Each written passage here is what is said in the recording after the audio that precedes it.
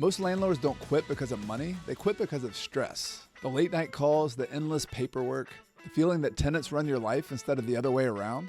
But it doesn't have to be like that. In today's episode, I'm talking with the authors of The Self-Managing Landlord about the exact systems, tools, and checklist that turns rentals from a constant headache into a business that runs smoothly and gives back your time and sanity.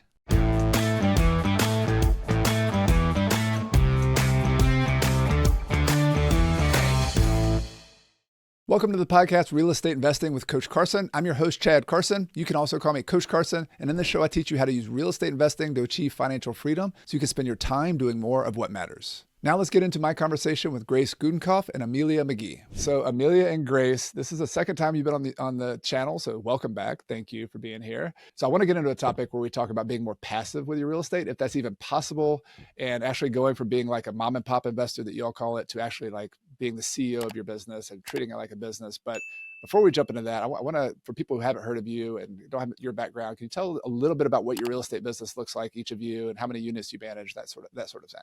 Yeah, so this is Amelia. If you're listening to audio, this is my voice. I'm based in Des Moines, Iowa.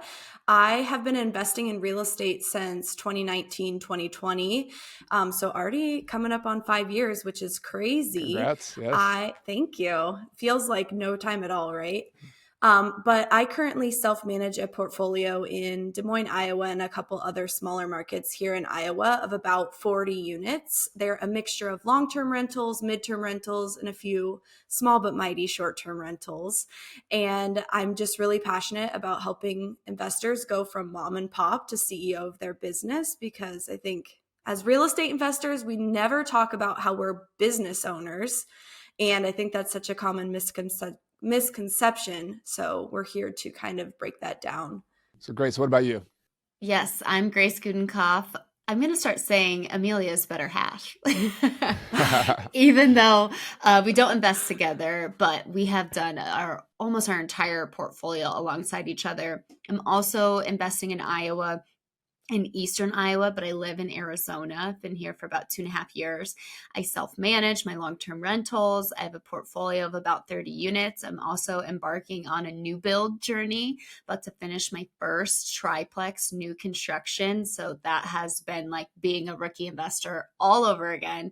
But yeah, we have been through so many things where we've realized, wow, we're trying to make real estate work for us, not the other way around. So how do we implement small things throughout our portfolio and our business to get that time and that freedom back? I love that. So we're on the same page. And one of the reasons I really wanted to pick your brain, both of you, you do a really good job of this transition you just talked about. How I find, I don't know if about you, when you talk to most people who aren't really real estate investors, the reason many of them don't get into real estate is they're like, oh, I don't have a tenant call me in the middle of the night. I don't want to have, it's going to be really busy. I'm getting another job. And so a lot of people avoid it for that reason. And I'm wondering can you tell me just from a high level, has your experience been over the last 5 years that you can actually get to a point where you can step back from it a little bit? Or is it like, how much time do you actually spend on like the day-to-day before we get into like how you're doing it? But like, what does your life actually look like from the real estate standpoint? Now, from the real estate standpoint, I'm checking my property management software probably once a week.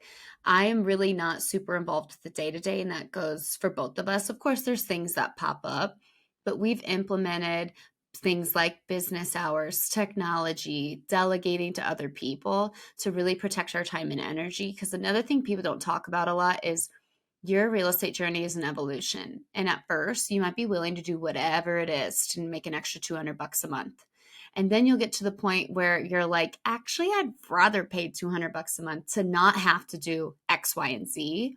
And that's natural. And it might take you a few years. It might take you 10 years. But that is something you want to work toward, because a lot of people, like your story, Chad, they accidentally create a business where they're like, wait, I hate this. I'm working way more than I was in my W-2. I thought this was supposed to be passive, but I'm stressed out all the time.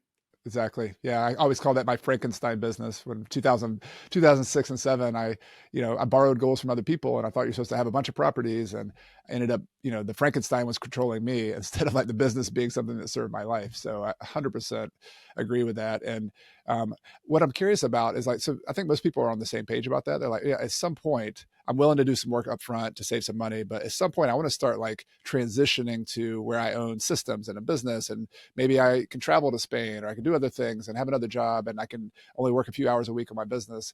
What would be some of the first steps or the approaches you would take to like start putting that business of a real estate investing together? Well, I will say that it's never too early to start implementing those things. I think one of the biggest regrets that Grace and I both have investing is that we didn't start with any SOPs. We didn't have anything documented. So every time we would onboard a new tenant or handle a maintenance request or whatever, we were just doing it off the top of our head and trying to remember what we did the last time. So I would say, like, even with your very first property, write down the process of, okay, what are you doing when you're listing a unit? What photos need to be taken? Where do you list the property at? What are your policies for tenant screening?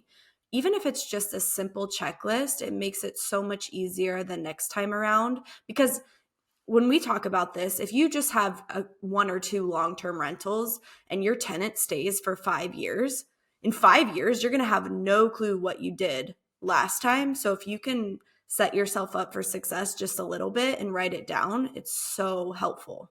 Another thing I'll add is one of our WIIRE members, Zoe, went to Europe for a month. And she said, Grace, Amelia, I'm stressed out. I need to make sure that I'm not answering phone calls and running around in Europe. I want to be able to actually enjoy myself. So we sat down and we got all of her tenants onboarded onto a property management software.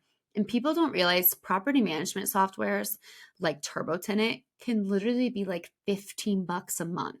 And we always say that is the best investment in your business because it helps you set business hours, helps you set a boundary. You can track maintenance requests, get automatic rent payments. It does so many things. So the very first place to start is get a PM system from day one. And there are systems out there that are free too, if you're worried about the money, but absolutely create that boundary.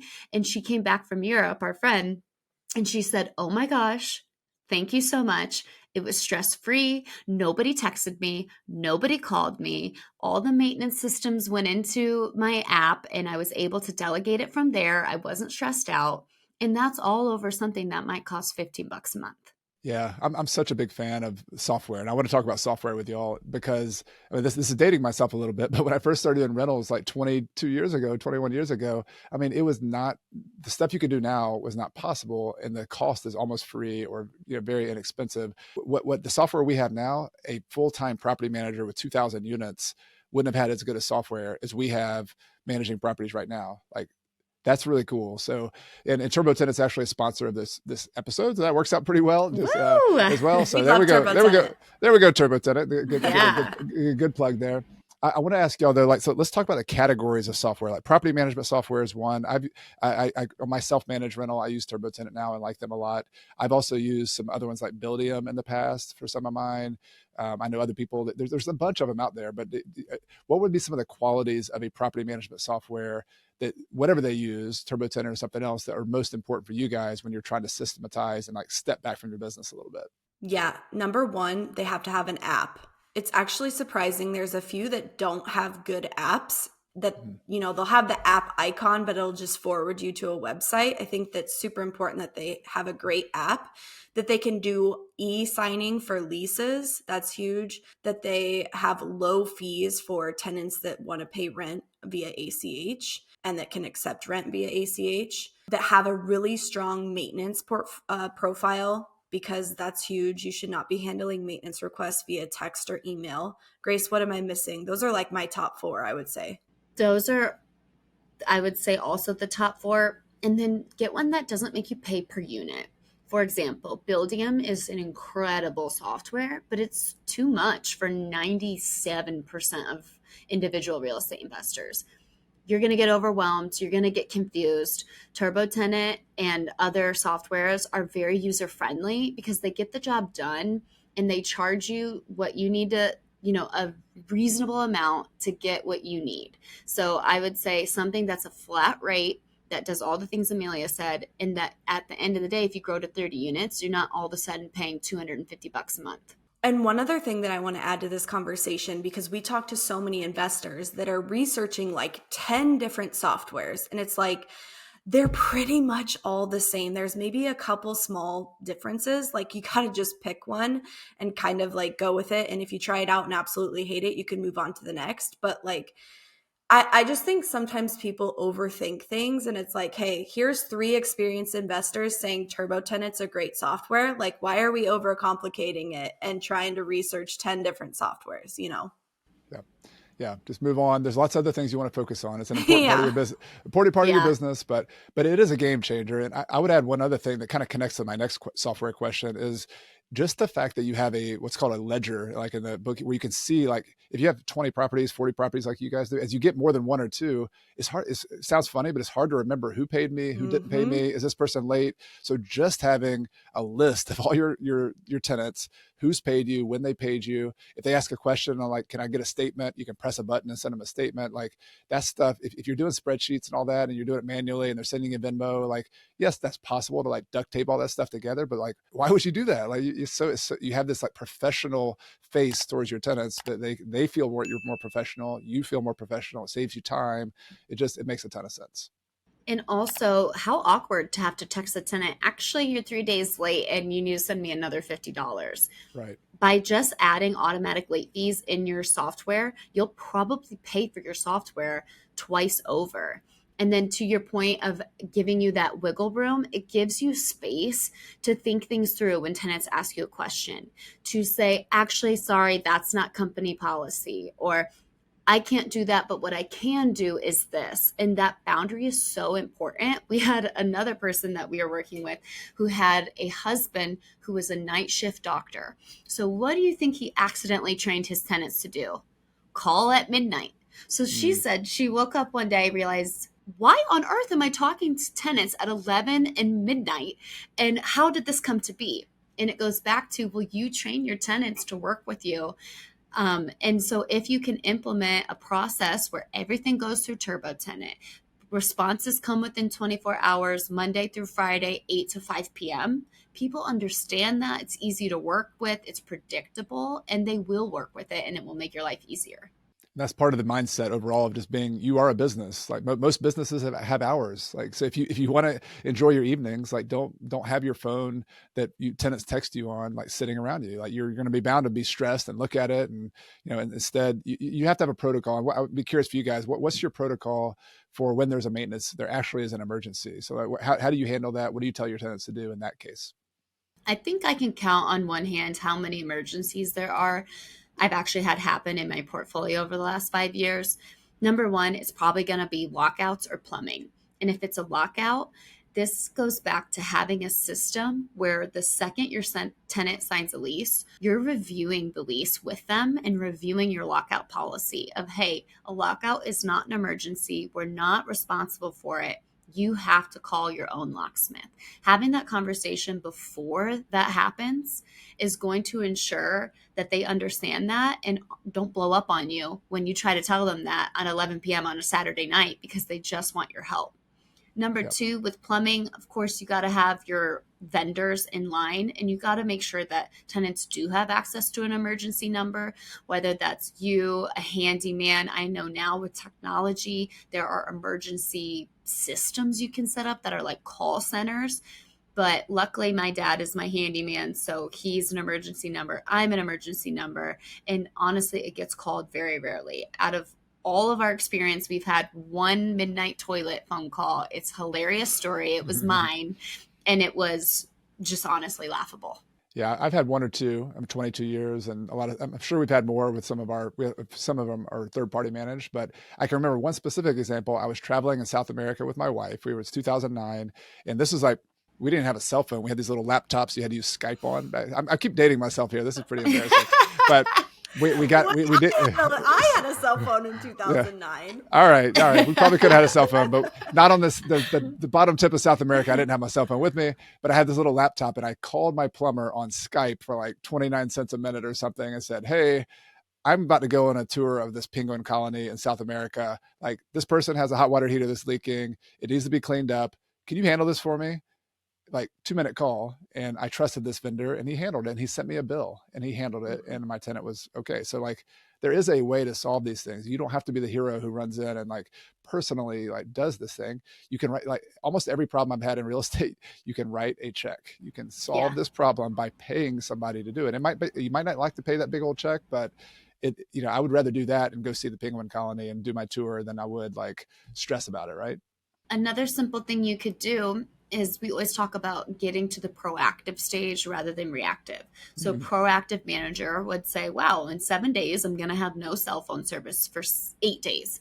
Why don't I schedule a reminder that goes to all of my tenants saying, hey, we're going to have very slow communication because of limited cell phone service. If there is an emergency, parentheses, list out what those emergencies are. Please contact this number. For regular maintenance, we will be a week behind. And tenants just knowing that ahead of time, it goes so far.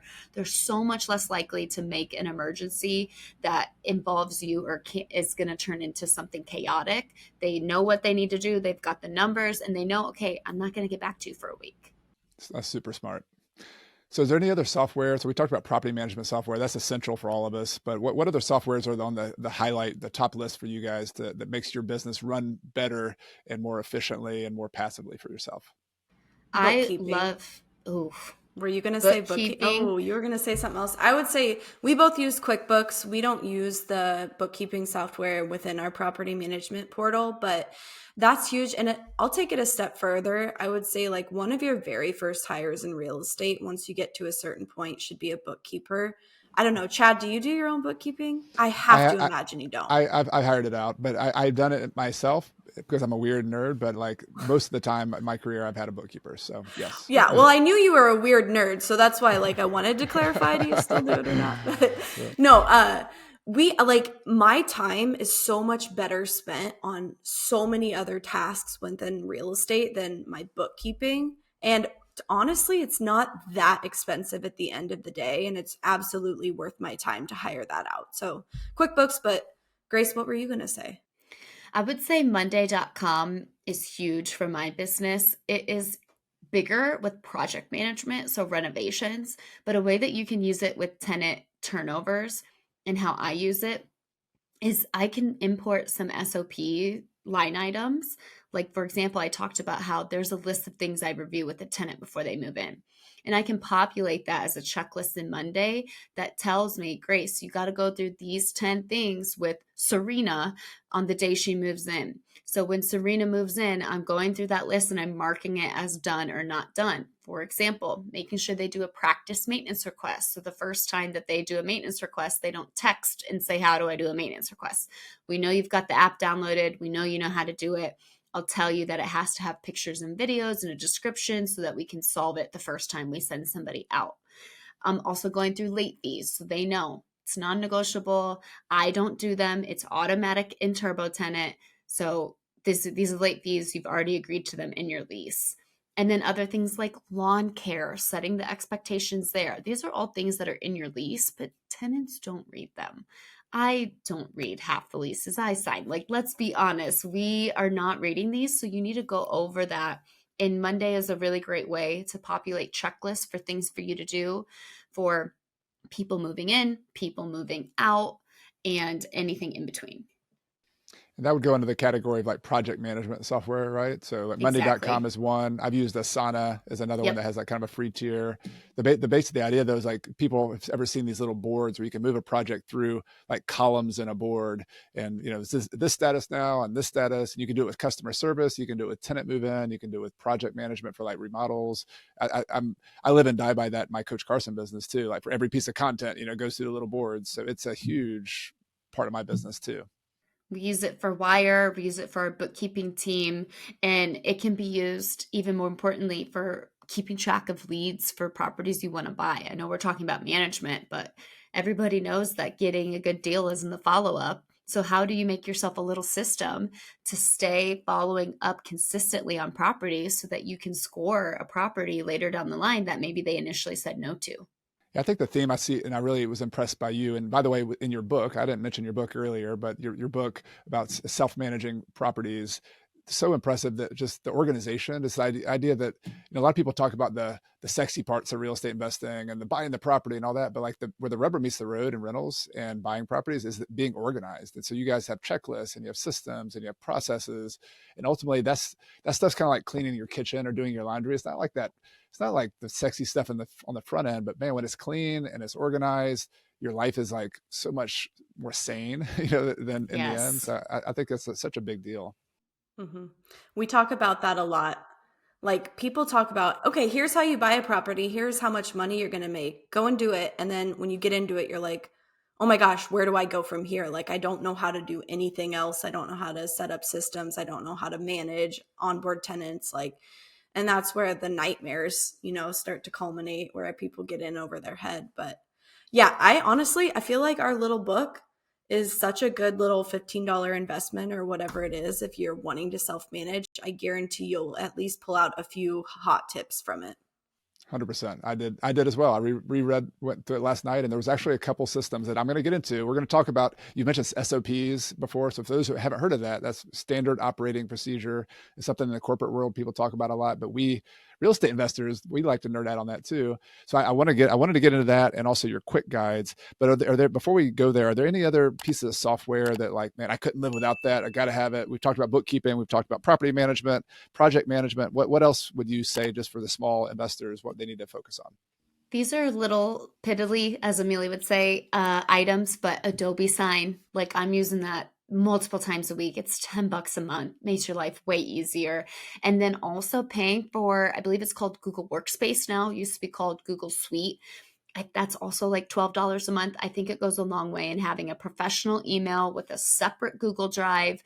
You can get a Google Voice number out of it, your own calendar for $12 a month. The level of organization that's going to bring is highly, highly worth it, at least for me. Yep. Got it. Okay. And I would add in there, you talked a little bit in your book about banking. It's kind of, we take it for granted, but having part of the bookkeeping thing that keeps me sane is having, it sounds simple, but it's like a separate bank account. Yes. Don't mix that with your Oh, personal. yeah. Have a separate credit card. So anything you want to say about the banking side of things? Yeah, just absolutely keep everything separate. We talk about this a lot with people as well who are using their personal account for everything, their personal plus their real estate, even if they own their property in an LLC, which brings up a whole different slew of issues, right? Because you should not be commingling funds. But Grace we actually have an internal bookkeeper at WIIRE because we talked to so many investors that needed bookkeeping that we're like, let's just create our own bookkeeping company. So we have a really great bookkeeper on our team. But Grace, can you talk a little bit about the people that open too many bank accounts Yeah. and why that's counterintuitive and actually more of a mess? Yeah, there's so much to say on the bookkeeping, taxes, organization side. But basically, yeah, I do the bookkeeping calls. So I'm calculating people's pricing, and it's based off of how many accounts we have to reconcile, how many transactions, all of these things. And people will come and they've got 3 properties, 9 LLCs, 15 bank accounts, 22 loans, and it makes their bookkeeping price astronomical. And then on the other hand, somebody will come with 30 properties, 1 bank account under their personal name, mixed in with their personal mortgage and dining and everything. And on the bookkeeper side, we have to go through item by item and separate that out, which is extremely difficult. So from property number 1, it should be free. Make your own bank account, make your own credit card, and you have to train yourself to keep those separate. It is so hard on your taxes, on your bookkeeping, and on your own mental state to try to commingle all of that, but also understand how they're working separately. You will make an ROI on tax time so quickly if you have a good bookkeeper and good systems to keep everything separate. So from property number 1, keep it separate, but also don't go crazy with 100 bank accounts, because those are people who are usually trying to skip bookkeeping because they want to see at a flash looking at their bank account, oh, it's $8,000. That means for this property, I've made $8,000. But if you have 50 properties and 50 bank accounts, that's a lot to manage. Where if you just have good bookkeeping, your books will tell you that. And you can do it all out of one account if you want. Yep. Yeah, you got to think about scaling. Even if you're a small investor, what works for one or two properties is not going to scale to 5 properties, 10 properties Exactly. from the software standpoint, but from the banking too. So I think that's such good advice to, it's like Goldilocks. You don't want to be too hot, too cold. You don't want to be too big, too small. Like there is a happy medium with bookkeeping. And I'm a big stickler on bookkeeping. When I teach bookkeeping, I always say, I'm a big Matrix fan, like, Neo and the Matrix. And I say, when you know your books, like when you're really good with your books, it's like you see the whole business in zeros and ones. Like you see numbers, and now you can like slow down time. Like you are a powerful superhero when you do your I books like well. So that. like that's it. I Yeah. just see the green numbers running down the screen. Exactly. This is not a boring topic. You are like a movie star superhero Neo person. So like do your books. You'll be happy you did. And I've seen the opposite. I've seen people who do not have good books and they think they're doing well, but then I look at their books, I'm like, no, you're not. Like you're not doing well. Yes. You're Like not Oh, even we making any money. You're actually paying to be an investor. Like, yeah. what are we Okay, doing because here? here's what happens. People they analyze deals on a per property basis, but your books look at your business as at a macro level. And so Right. when people calculate their cash flow, they're going, well, that property's 500, that's 500, so I'm at 1,000. Well, no, you're also spending $1,000 on VAs and coaching and whatever. So actually you're a net zero cash flow portfolio. So you have to understand that how you're analyzing properties is not how much money you're making. You have a bigger business with more expenses that needs to be accounted for. Yeah, and you learn a lot too. Like I've gone through the exercise, and I'm still doing. I'm going back historically and looking at my properties, and because I have good books for the Fascinating. last 22 years, I've learned so much. Like I've learned some things that I thought were working that weren't working, and now I'm like, well, I'm actually going to teach that to other people. Like, no, maybe we shouldn't do that. So it's like an education for our real estate investing business, and really, like as good of teachers as you are, and I hope I'm doing too. The most thing everybody's going to learn is when you finally get in your business and have your own books, and you're going to see this is what works for me. This is what, and the numbers don't lie. Like if you actually make money or don't make money, that's the bottom line. And that's why we are so passionate. I just want to throw this in there. I know your community is full, but like if you, I feel like both of our communities are very reasonably priced, if I do say so myself, but you're going to learn so much from our mistakes and mistakes of other people in the community that are willing to share that you will see your ROI 10 times over, because we are the types of investors that are looking at our business, we're analyzing things, we're retroactively going back and seeing what worked and what didn't work. And then we're also not scared to share that with our community members. So you have to surround yourself with people like that are willing to share those mistakes, and then you can learn from them. Well, I will plug your community and put a link because you have an amazing community, and our community is also, it is full, but we'll have a few open every month. So it's kind of one of those things with a waiting list that we're working off of. But communities are so amazing because of that transparency. Like you when you're just chatting on the internet, like people don't really, they share the kind of Yeah. a little bit there, a little bit there. But what you're saying, and I agree with, is that when you really talk to people and see behind the scenes, like people are willing to like share the good, the bad, the things in between, and that's where you really educate yourself, and you don't have to do that yourself. You can actually learn from mistakes and the reality of other people in your community. Mhm.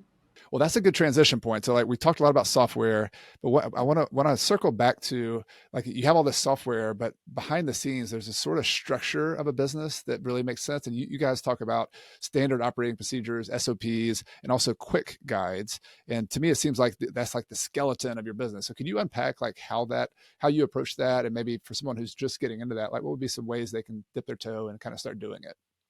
Yeah, so the way I look at it is how do we get everything out of our heads or out of our email, out of our notebook, out of our text messages into a nice, organized one source of truth? So the way that we do that and what we've coined at WIIRE is quick guides and then SOPs. That's nothing new. Probably most of you at a corporate job have SOPs. Maybe you don't call them that, but it's just a way that tells you how to do your business. So a quick guide is going to organize important information. For example, a properties list quick guide has every single property, when you bought it, when you refinanced it, the mortgage number, what you're paying. It's one source of truth. So whenever you have questions about a property, that is where you go to look. You're not digging through your email or your text messages or calling an old closing agent. You have the information there. On the other hand, you have SOPs that tell you how to do things in your business. For example, I have a properties acquisition SOP. It is a bunch of things I need to do to close a property. And one of the line items is once you close, add that property to your property's quick guide. I have the information fresh, top of mind. I know where the loan numbers are located, and I input that information into a quick guide. So those are the two things that hand in hand will honestly save you so much time and energy. We've heard from countless people saying even just the anxiety that gets relieved when you know that everything is organized and you know where to find it is so helpful as a real estate investor, because we're go, go, go. We don't think about making sure that things are written down. And one other story I'll tell is we had a gal in WIIRE who was going through our CEO framework, and she actually got really sick and was in a coma in the hospital. And what do you think happened to her business? Well, she was literally unconscious. Everything was, if she was an investor who didn't have these things, it's all in her head, inaccessible. Obviously, the number one most important thing is her getting better, not necessarily a maintenance request. But luckily, she'd been working with her husband to develop these quick guides and SOPs. So now that information that could have been stuck in her head is accessible. It's on paper. Somebody else can come in and take control of that. Or what if you just want to go to Europe for a month or take a break? Or you're going camping and you're inaccessible. Those are all things that could happen. And if you just have a system where you're writing things down and keeping good information in your business, it makes it immensely more helpful. So it sounds like it's a set of systems, like the SOPs or checklists. They could be instructions. So are there any other like forms that SOPs come in? Or like checklist is the one I think about a lot, like an acquisitions checklist with it. So Yep. here's all the things you got to do before you buy it. Are there any other types of SOPs that you can think of? Yeah, it's a checklist that explains how to do something. So, like my most used SOPs would be properties acquisition, selling a property, onboarding a long term rental tenant, raising private money. And you can either use that as a checklist, or what I do is I make the checklist on Monday that matches the SOP. The SOP has way more information like links or, hey, click this button. And then Monday, it's just check, I did it, I did it, I did it. And that keeps you from making sure that you don't miss things don't fall through the cracks, and that you're staying proactive in your business. Do these things look, so in terms of organizing them, I'm assuming digital files. I keep a lot of mine in Google Drive. I have like Google Docs, Google spreadsheets. Like how do you organize them? And then have some questions about actually like implementing and people starting doing this. We use Google Drive and Google Docs and Sheets, but actually, your property management softwares, like we talked about at the beginning of the episode, they're super strong these days. So, like a quick guide, for example, that I'm thinking you could actually just keep on your property management software is your appliances quick guide. You will save so much time going back and forth with the tenant if you have the fridge serial number, the stove serial number, dishwasher, all of those stored either in a quick guide on Google Drive or directly in your property management software. Because when an issue comes up, the first thing that they're going to ask is, do you have the serial number so I can see exactly, what I'm dealing with or whatever. So yeah, we use Google Drive, or you can also use your software for a lot of these things now. Wait, one other really good management quick guide to have is maintenance troubleshooting.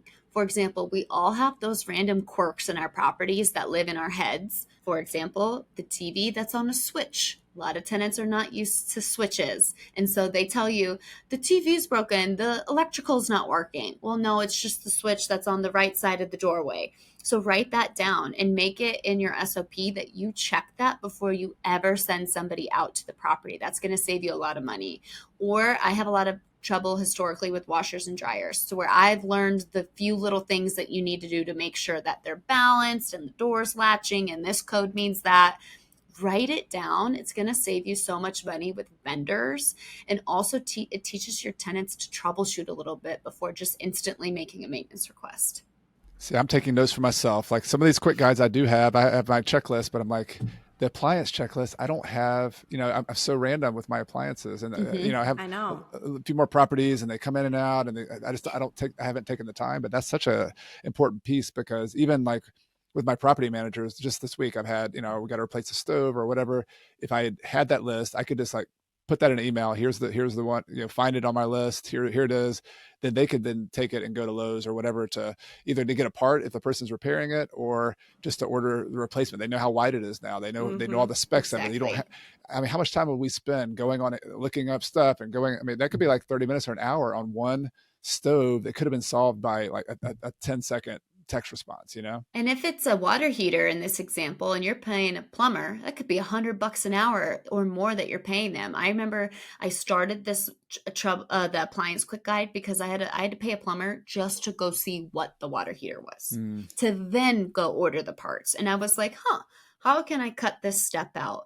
Or for example, when you're managing a lot of properties, you might start to forget, wait, does that house have central AC? Is that a gas stove? Like, I don't even know. I've got 30 properties and I renovated that 6 years ago. I don't remember if it's a gas stove. My favorite troubleshooting story is actually Grace's.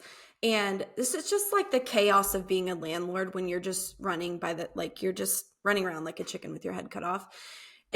She had an MTR tenant tell her that the light bulb in the kitchen was out. And so instead of doing any sort of troubleshooting whatsoever to like get what size of light bulb or have them send a picture, this was before she was using like the maintenance software portion of her property management software.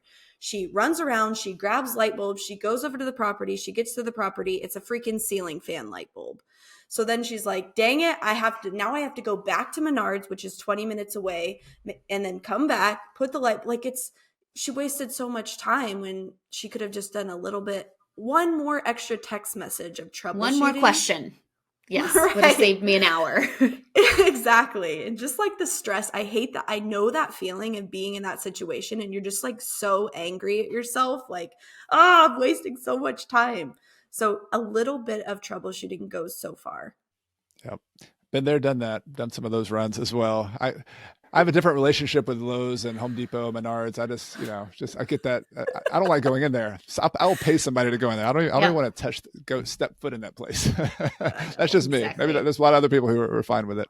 So I'm just going to list some ideas like this. I definitely recommend your book to get like the full list of a lot of these guides and some of the checklists, but just things like door codes, list of all your mortgages. Big one for me is insurance. Like for years, I didn't really have my insurance list organized. That one has been huge. If I'm trying to get quotes from a new insurance company, if I'm just trying to make sure I have insurance, like I've had a couple claims, I've had a bunch of them, but we had the hurricane that came through last year, Hurricane Helene, and I had to go look through my insurance and find it. It was so fast when I could actually just look at my list. There it is. There's the link. Everything's in a Google Doc. I mean, it's that these kind of things they save you stress, they save you time. And so what I would ask, like both with SOPs and with these guides, I think people are gonna be like, yes, I need these things, but it also feels really intimidating. Like I'm so busy. I have kids. I have this thing going on. I'm doing my real estate on the side. Like, how do you actually start, taking this on in a way that's like feasible for yourself so you don't overwhelm yourself? I'm huge on calendar blocking. So whatever time you can carve out, maybe it's only 30 minutes a week, make a recurring 30-minute reminder on your calendar that you go to a quiet place away from life and you work on these lists of things and you tackle it one step at a time. So in that calendar invite, write your top 4 most important quick guides that you need to create. And just get in there and start working on it 30 minutes at a time. A lot of people make the mistake where they think this is all going to happen overnight. And then they start to dig in, for example, to the properties quick guide. And they go, oh, I got to call this closing agent to get the paperwork and remember when I closed. And, oh, I got to go check my filing cabinet at my office because it's there. And it gets a little bit overwhelming. One step at a time, you will get there. 30 minutes a week could be more than enough to get this in order. It's not going to be tomorrow that this all gets fixed. But more importantly, once you do get them created, how are you making sure that you're sticking to them and that you're training yourself to fill them out? So whenever you can, try to always work off of an SOP, try to systemize yourself. And I promise you'll be using a lot less brain power and things will be a lot easier for you. Or you can gamify it. Like if you're like me and you get distracted easily, or I don't know, whatever the case may be, set a timer for 20 minutes and be like, I'm going to see how much I can bang out in 20 minutes. And you can bet your bottom dollar you can get a lot done in 20 minutes if you throw your phone across the room so you're not distracted by it and you just work. Or like, I do that when I need to clean my house too, right? Like, how much can I clean in 20 minutes? I'm going to set a timer and bam, like I'm off to the races. You can get so much done that way. Yeah, I love that.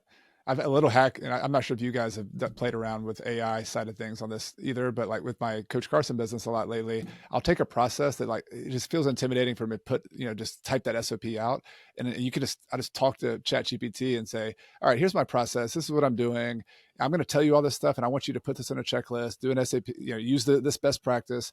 Like you can like get from your ideas in your head to like a checklist really fast these days, and I think this is like maybe going forward in the future, but like the fact that y'all have and an investor could have all of these checklists and documents, that's what AI, when you train AIs, that's what they work off of. So like if you have a really organized SOP, I could see like a customer service, bot, for example, that says you talk to your tenants and say like, we're available during these hours, but if you want to talk to my, customer service bot between 11 and 7 a.m., they could like text with the bot, and it could have all of your, your Q&As and your responses, and you can train it on that. So this, not only is this something that would help you run your business, this is also like the next step of the evolution of your business is being able to train either AIs or train other people, like either way.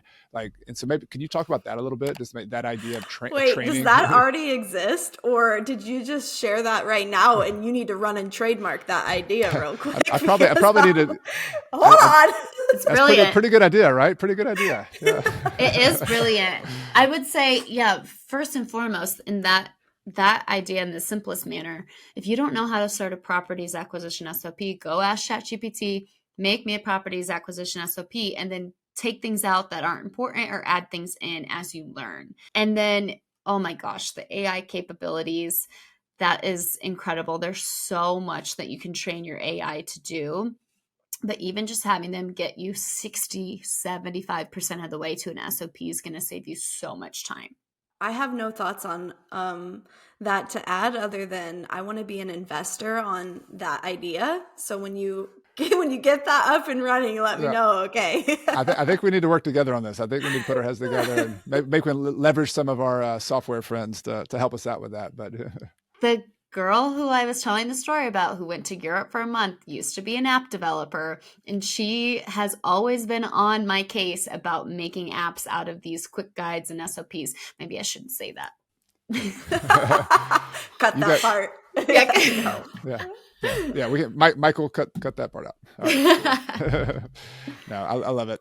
So the fun thing about all of this is that a little bit of work on the front end. Like I love Grace. I love your idea of just 30 minutes a week. You do this a little bit, but over time, like I remember the satisfying moment. This is ours is all in Google Drive now, and we have the project management software. But I specifically remember we had like a 3-ring binder with this stuff, and like the peace of mind you have when it's the equivalent of like cleaning your kitchen. But when you clean your business up and it's systematized and it's organized, like it is such an empowering feeling. And it takes you to go back to the full circle to how we started this conversation. Like instead of the mom and pop investor who's like flying by the seat of your pants and who's, chaotic and the equivalent of you running out with a light bulb to one property, like instead you're proactive, you're communicating, you have these systems, these processes. The end result, at least for me, is like this, that I was able to travel. Like I was able to go to Ecuador and live for 17 months and have somebody else that I could hand these things off to. I could have tenants turn over and, have a checklist on when things get painted and how they happen. So that's that experience has been really amazing for me. And I'd love for you guys just to talk about how this whole idea has affected your life and like what you've been able to do because you've focused on systems and processes.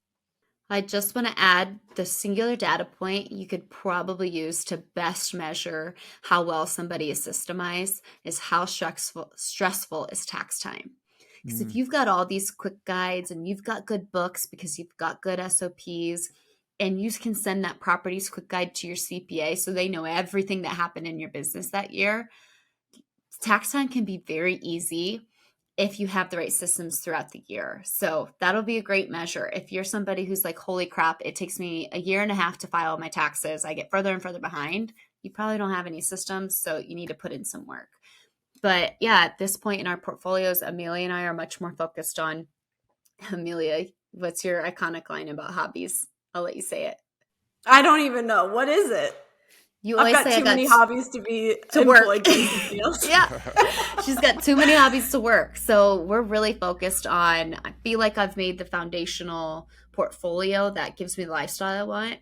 Now I want a better quality of life rather than maybe more properties. How do I work less? How do I have less stress? How do I get out of the maintenance side of my business? So I think that's what we're focused on. To me, having an organized business for all my girlies out there feels like having a perfectly clean house. It's a fall day. You've got a candle lit. The windows are open. You've got NFL playing in the background. Chili's on the crock pot. Like, it's the best feeling in the world, right? Like, so good. But I was just telling Grace this the other day. When you truly start to treat real estate like a business, how lucky are we that we have that skill that we could turn into a multi six-figure income per year, if not more, if we really wanted to. Like, if we wanted to put in that work, we know how to source the deals. We know how to do renovations. We can, if you want to do flipping or whatever, like, it's just such a great skill that probably 95% of the population doesn't have. And it can truly change your life if you're willing to put in the work up front to get to that point. Well said. I think that's the best way to say it. And I want to make sure we've talked about your community, the WIIRE community, also your book. I want a big endorsement for those. You guys are doing awesome work. I've been jealous watching all the pictures of like Zion National Park and ATV riding. I'm like, what is up with this retreat? That's so cool. So it's Women Investing in Real Estate is your community and your book. Is there anything else you want to say about those? And I'm happy to put links to anything you have going on in the show notes and the podcast and YouTube description. Yeah, our goal is to help women become W-2 optional, not say they own 1,000 units. So we're really focused on some of our core values, like being fearless, meaning you get to go do whatever adventures you want to do because you have the business that is systemized at home. So those are the type of people we attract, not the ones who are just grinding for every extra dollar. Nothing wrong with that if that's what you want to be in. But our goal is to help people become W-2 optional through real estate investing so they can have a life by their own design.